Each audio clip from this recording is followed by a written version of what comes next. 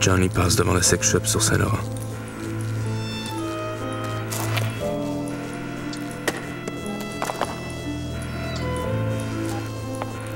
Puis il se signe devant la vieille église pentecôtiste.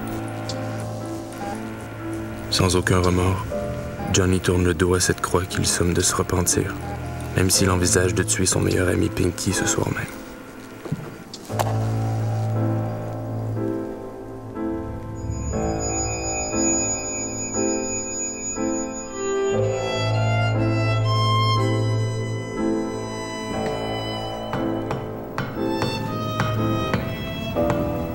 Johnny a toujours eu le charme du gangster. Ce soir, il porte un fedora noir à la Bogart. Son regard est cool et impénétrable.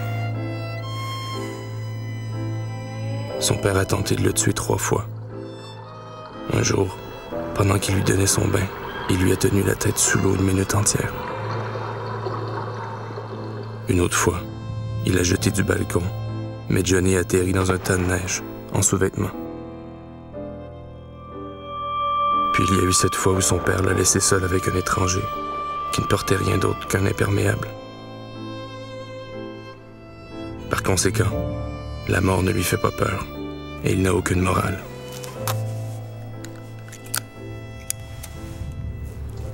Ce qui lui donne le sourire le plus diabolique de tout le Red Light.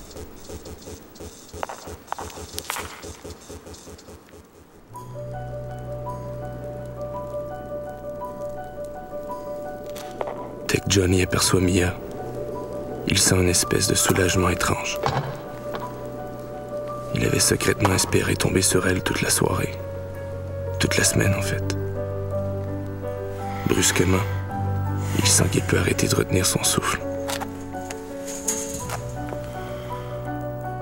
Il expire, et la fumée de sa cigarette ressemble à des bas de nylon, glissant d'une paire de jambes maigres.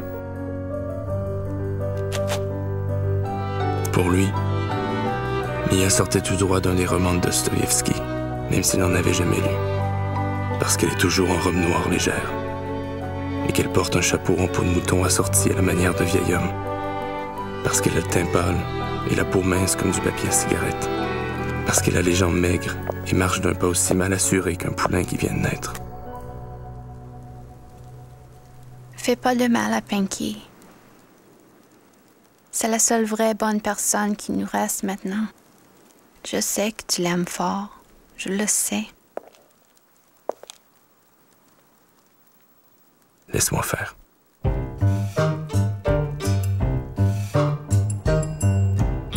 Toute la semaine, Johnny avait espéré amener Mia à la salle de danse portugaise.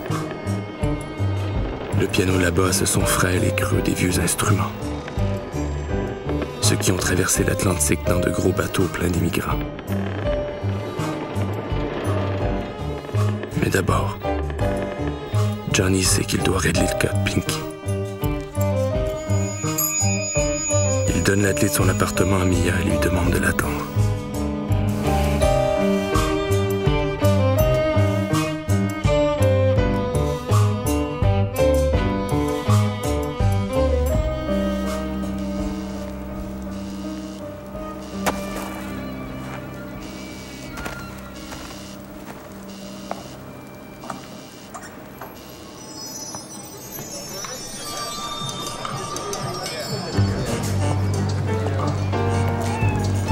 Depuis des années, Pinky blanchit de l'argent pour Johnny.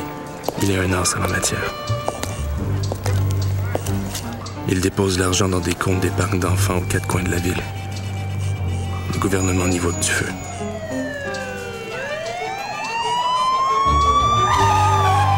Le problème, c'est que Pinky écrit aussi de la poésie.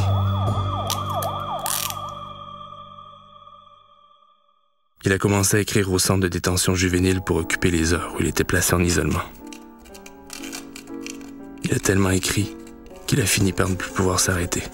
Il représente en fait le pire cas de graphomanie jamais vu par les psys du centre. Comme écrire pour lui était un besoin vital, les gardiens de la prison n'avaient eu qu'à le laisser seul quelques heures, sans papier ni crayon, pour qu'il crache tout ce qu'il y avait à savoir sur Johnny.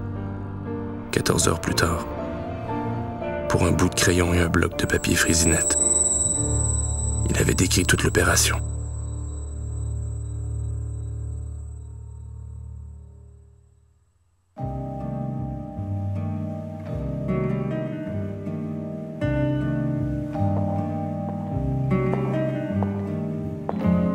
Quand Pinky entre dans le café Cléopâtre ce soir-là, il a clairement la tête d'un gars qui a dormi sur un banc de parc. Il porte le costume que son travailleur social lui a acheté le mois passé pour sa comparution au palais de justice et dont il ne s'est pas séparé depuis. Johnny le surveille du fond de la salle et sourit presque. Presque en oubliant qu'ils ne sont plus amis. Pinky est vraiment quelqu'un de spécial. Il lui manquera. Il cale son verre et noie dans cette dernière gorgée ce qui lui reste d'affection pour Pinky.